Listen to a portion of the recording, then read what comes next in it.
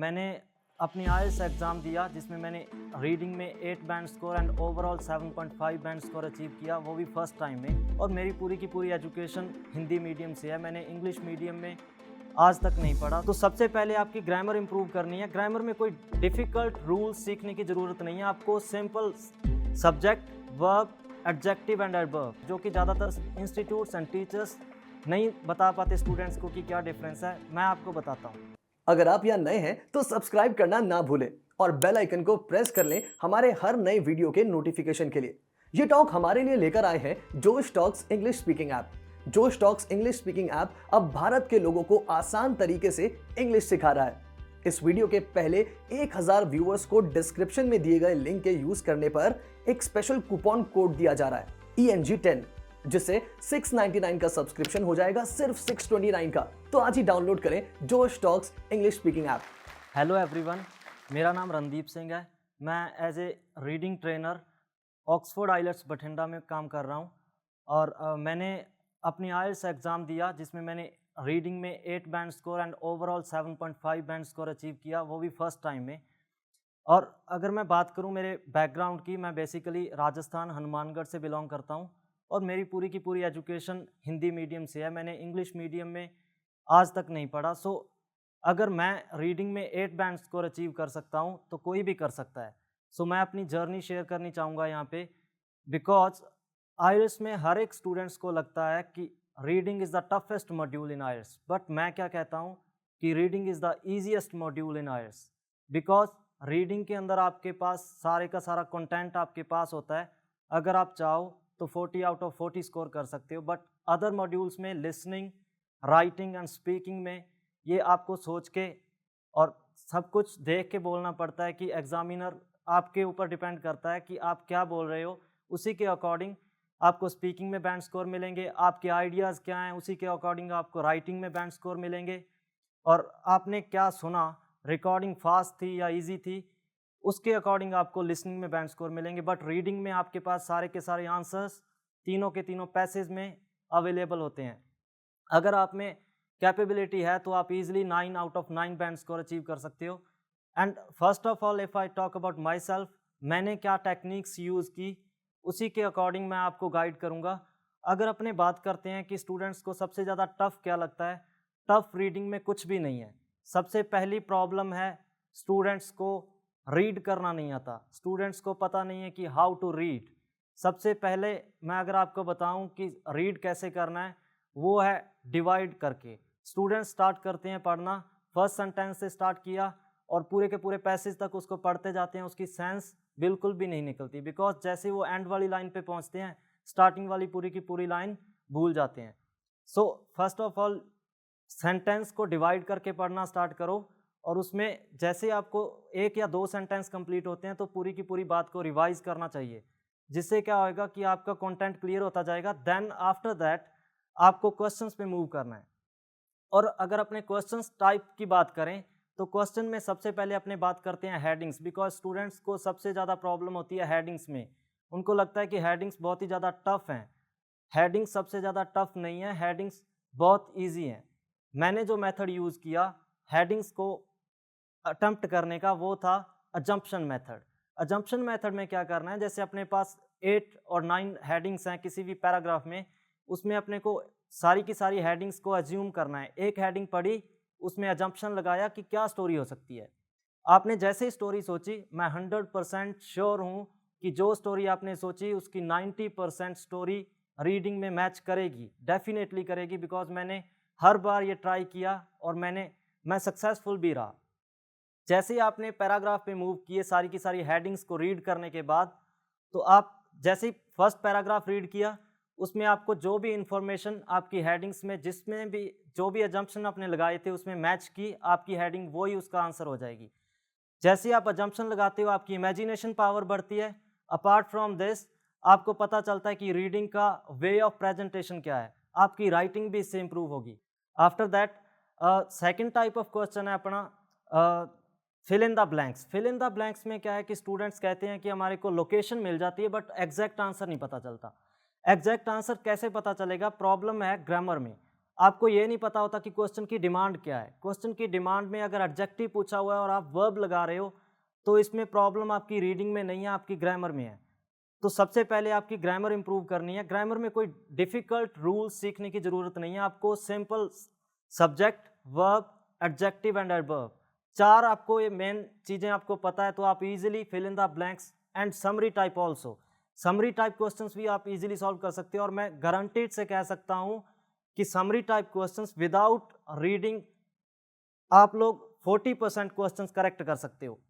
जैसे ही आपने summary start की, आपके पास ऑप्शंस होंगे 8 से 10, उसमें से आपके जैसे फॉर एग्जांपल आपको डिक्रीज, डिक्रीज्ड एंड डिक्रीजिंग, कोई फिल इन द ब्लैंक्स आपने उठाया, उसमें हैज़ दिया हुआ है स्टार्टिंग में word and after that fill in the blanks है, तो आपको ये अगर ग्रामर का रूल कंफर्म है कि हैज़ के बाद थर्ड फॉर्म आएगी तो आप डिक्रीज एंड डिक्रीजिंग को एलिमिनेट कर दोगे, डिक्रीज्ड ऑटोमेटिकली आंसर आ जाएगा और आप देखोगे कि रीडिंग में वो सेम दिया हुआ है। दूसरे स्टूडेंट्स वहाँ पे टाइम स्पेंड करेंगे, आपने ग्रामर के अकॉर्डिंग उस क्वेश्चन को करेक्ट कर दिया। इसी से आपको टाइम मैनेजमेंट भी इजीली हो जाएगी। आफ्टर दैट अपने मूव करते हैं true false not given and yes no not given question पर। सारे स्टूडेंट्स को लगता है कि true false not given, yes no not given तो सेम टाइप के क्वेश्चंस हैं। अगर सेम टाइप के क्वेश्चंस होते तो yes no not given, true false not given को डिफरेंट डिफरेंट लिखने की क्या जरूरत थी। डिफरेंस है जो कि ज़्यादातर इंस्टीट्यूट्स एंड टीचर्स नहीं बता पाते स्टूडेंट्स को कि क्या डिफरेंस है। मैं आपको बताता हूँ। ट्रू फॉल्स नॉट गिवन में according to the information given in the passage, आपको उसी के अकॉर्डिंग आपको आंसर्स देने होते हैं true false and not given के। Then yes no not given पे अगर अपने मूव करते हैं तो यस नो नॉट गिवन में according to writer's viewpoint, जो बात राइटर ने बोली अगर राइटर एग्री है दैन यस, अगर वो कॉन्ट्राडिक्ट कर रही है बात तो नो, अदरवाइज अगर इंफॉर्मेशन नहीं है या फिर आप कंफर्म नहीं हो तो not given. But true false not given के अंदर अपने को प्रूफ की रिक्वायरमेंट होती है, एविडेंस की जरूरत होती है। फॉर एग्जाम्पल मैं एक एग्जाम्पल देता हूँ कि India is the largest producer of wheat, अगर ये पैसेज में इंफॉर्मेशन दी हुई है एंड क्वेश्चन में आपसे पुट किया कि India is the largest producer of rice, अगर अपने इसका ट्रू फॉल्स नॉट गिवन के अंदर आंसर देंगे तो इसका आंसर होगा नॉट गिवन, बिकॉज पैसेज में बताया हुआ कि इंडिया सबसे बड़ा प्रोड्यूसर है व्हीट का, बट क्वेश्चन में पूछा है कि इंडिया सबसे बड़ा प्रोड्यूसर है राइस का। हो सकता है कि इंडिया राइस भी प्रोड्यूस करता हो सबसे ज़्यादा, अपने को व्हीट की इंफॉर्मेशन दी हुई है। So true false not given के अकॉर्डिंग आंसर होगा नॉट गिवन, बिकॉज इसमें आप खुद का दिमाग यूज़ कर सकते हो। But yes no not given में आप ऐसा नहीं कर सकते। येस नो नॉट गिवन में इसी का आंसर क्या होगा, नो, बिकॉज राइटर्स का व्यू क्या था, इंडिया लार्जेस्ट प्रोड्यूसर है व्हीट का, बट क्वेश्चन में पूछा हुआ है कि इंडिया लार्जेस्ट प्रोड्यूसर है राइस का। ये बात राइटर ने पैराग्राफ में नहीं दी हुई, सो आपका आंसर उसमें नो हो जाएगा। So basic concept is the problem, आपको बेसिक कॉन्सेप्ट ही क्लियर नहीं है रीडिंग का। आप बेसिक कॉन्सेप्ट क्लियर करो, रीडिंग ऑटोमेटिकली इंप्रूव होगी, इजीली आप 9 बैंड स्कोर अचीव कर सकते हो अगर कॉन्सेप्ट क्लियर है। और स्टूडेंट्स सबसे पहले क्या करते हैं कि हेडिंग्स का पैराग्राफ अटेम्प्ट करेंगे, आफ्टर दैट अपने फिल इन द ब्लैंक्स का करेंगे एंड एंड में करेंगे ट्रू फॉल्स नॉट गिवन का, क्योंकि ट्रू फॉल्स नॉट गिवन में टीचर्स नॉर्मली कहते हैं कि आप एंड में जाके अगर टाइम नहीं बचा तो आप उसमें तुक्के लगा सकते हो। तुक्के क्यों लगाने हैं, आपका कॉन्सेप्ट क्लियर होना चाहिए ना, आप सही कर क्या हो, तुक्के क्यों लगा रहे हो। 9 आउट ऑफ 9 लेके जाओ ना, कौन रोक रहा है आपको, इजीली लेके जा सकते हो। बट मैं एंड में यही बात बोल रहा हूँ कि रीडिंग का बेसिक एंड सिंगल मेथड एक ही है कि आपको रीड करना पड़ेगा। अगर आप टिप्स एंड ट्रिक्स पे जा रहे हो then it is not a durable solution, आपको कोई नहीं।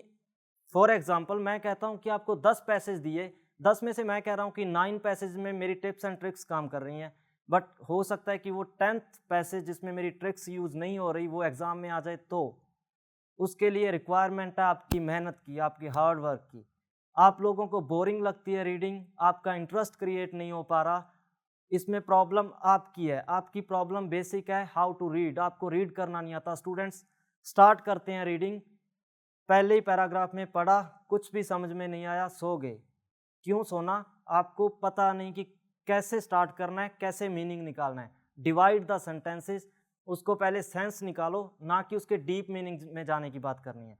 हाउ टू रीड में सेकंड थिंग मैं आपको और इलेबोरेट करूंगा कि आपके 30 to 40% वर्ड्स जो रीडिंग के होते हैं उनका कोई सेंस नहीं होता, आपको जस्ट बहकाने के लिए उसमें दिया हुआ होता है। स्टूडेंट्स इजीली पूछते रहते हैं, नॉर्मली कहते हैं कि सर सिग्निफिकेंट वर्ड का मीनिंग क्या है, हमारे को इसका मतलब नहीं पता, हमारे को कंसीडरेबल का मतलब नहीं पता। आपको लेना देना नहीं है सर। रीडिंग आपकी, अगर आपको वर्ड्स का मीनिंग नहीं पता, रीडिंग आपसे डिमांड भी नहीं कर रही। रीडिंग उसी चीज़ की डिमांड कर रही है जो आपको पता है। जितना आपको पता है रीडिंग भी उतना ही डिमांड कर रही है।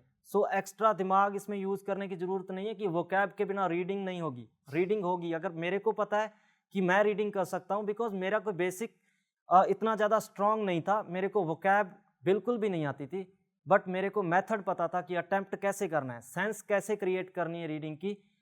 अपार्ट फ्रॉम दिस, स्टूडेंट्स को नॉलेज की प्रॉब्लम है, स्टूडेंट्स को नॉलेज नहीं है। अगर आप लोगों ने रीडिंग अटेम्प्ट करनी है, मेरे को स्टोरी पहले क्लियर होती है कोई भी रीडिंग अटेम्प्ट करता हूँ, बिकॉज मैं नॉलेज गेन करता रहता हूँ थ्रू वीडियोस। ज़रूरी नहीं कि आप लोग इंग्लिश वीडियोस वॉच करो, आप किसी ना किसी टॉपिक पे वीडियोस देखते रहें। फॉर एग्जांपल, मैंने जो मेरे एग्ज़ाम में रीडिंग आई वो बिल्कुल टोटली न्यू थी, जो मैंने आज तक अटेम्प्ट नहीं की थी, बट मैंने उस पर एक वीडियो देख रखा था। वो रीडिंग थी पोलर बियर पे। पोलर बियर पे रीडिंग, वो स्टूडेंट्स जैसे ही एग्ज़ाम से बाहर निकले वो कह रहे थे कि बहुत टफ रीडिंग आई, इसमें इस टाइप का क्वेश्चन आया। मेरे को टाइप ऑफ क्वेश्चन से कोई लेना देना नहीं था। मेरे को मैटर करता था कि मेरे क्वेश्चन सही हो रहे हैं या नहीं, चाहे किसी भी टाइप के क्वेश्चन हो। और वो सही क्यों हुए? बिकॉज मेरे को इमेज क्लियर थी कि पोलर बियर है क्या, मेरे को उसके बारे में प्रॉपर इन्फॉर्मेशन थी। So gain more and more knowledge and you can easily improve your reading. In the end, 3 tips for reading from my side, that is reading, reading and reading। और कोई सॉल्यूशन नहीं है। Read करोगे, sense catch करोगे, questions के answers easily मिलेंगे। 9 out of 9 achieve करना बहुत ईजी है रीडिंग में, believe me. And you can also get guidance from Oxfordian नाम का यूट्यूब चैनल है। आप उस पर जाओगे, आपको स्पीकिंग के लेक्चर्स, रीडिंग की टिप्स एंड ट्रिक्स जो कि मेरे को मेरे ट्यूटर्स ने दी, वो सेम टिप्स एंड ट्रिक्स कह लो या फिर आपको मेहनत करने का तरीका, एक smart way of attempt reading, वो आपको मिलेगा और आप इजीली वहाँ से अच्छे बैंड स्कोर, जो कि आपके डिजायर्ड बैंड स्कोर हैं, वो अचीव कर सकते हो। Thank you so much. Hello English learners. Bharat में हर कोई इंग्लिश सीखना तो चाहता है, पर भारत में इंग्लिश सीखने का सफर काफी महंगा है। आपके जैसे लर्नर्स की इस प्रॉब्लम को जोश टॉक्स ने सुना है और समझा है। साथ ही लेकर आए हैं जोश टॉक्स इंग्लिश स्पीकिंग ऐप। इस पर आपको मिलता है daily grammar, daily vocabulary lessons और इसके साथ कॉलिंग फीचर का इस्तेमाल करके आप किसी भी लर्नर से बात कर इंग्लिश सीख सकते हैं, कहीं भी, कभी भी। ये सब अवेलेबल है ₹2 प्रतिदिन से कम में। और इस वीडियो के पहले 1000 व्यूअर्स को नीचे दिए गए लिंक पर क्लिक करने पर हम एक स्पेशल कूपन कोड दे रहे हैं, ENG10, जिससे 699 का सब्सक्रिप्शन हो जाएगा 629 का। तो अभी डाउनलोड करें और जुड़ जाएं हमारे मिशन में।